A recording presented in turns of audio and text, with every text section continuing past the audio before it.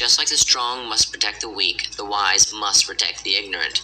The ignorant who will think that this parody produced by Amazon is part of Tolkien's work, who will then be manipulated into watching Amazon's future endeavors, so when they are coming to remake their version of Lord of the Rings and The Hobbit. The worst part is that it doesn't even matter if we don't watch it, or it doesn't matter if they don't make a single dime. They just want this out there. And it will just be out there. And that is the real mission and goal, that this will be more accessible than Tolkien in many ways, especially to the lazy and the ignorant. And their great hope, that eventually all the older generations will die out, the ones who read all the books. A lot have already passed away, and then their newer folk will grow up on the movies, and then after that, all that will be left will be all the children who grew up on Amazon Prime's Rings of Power, and they will be ignorant of the past. And this is how Sauron wins IRL. Before the Dark Lord rises, he has to block out the sun.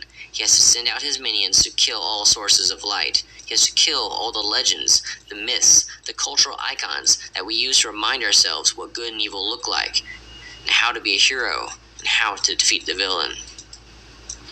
And once all these messages have been erased and scrubbed from our culture, your grandchildren will scoff at the notion that good and evil even exist, while gleefully worshipping at the feet of their new dark master. If you want to defeat evil, it's not enough to merely not wear the ring. You have to take it back to the source and destroy it. We do not have the convenience of Mount Doom.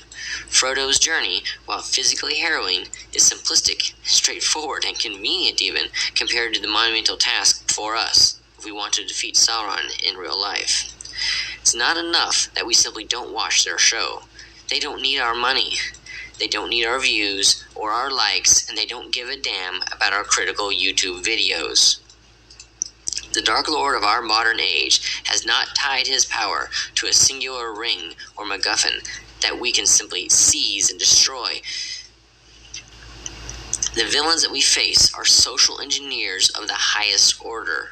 They have wrapped our world in a series of webs that can only be undone by the united concentrated efforts of all the free peoples who still believe in truth. Until we can rip out every thread and have driven out all the weavers of deception, the forces of Sauron will have a stranglehold on our culture. It's not enough to merely not watch the show or criticize the show. We must educate the otherwise gullible masses on how they're being deceived. And if at all possible, we must find a way to knock down all strongholds from which the Dark Ones launch these assaults. It's only a matter of time before billionaire corporations buy up the production rights to every creative art piece or cultural icon that you've ever loved. Then all forms of art and free expression will be under their control. One ring to bring them all, and in the darkness find them.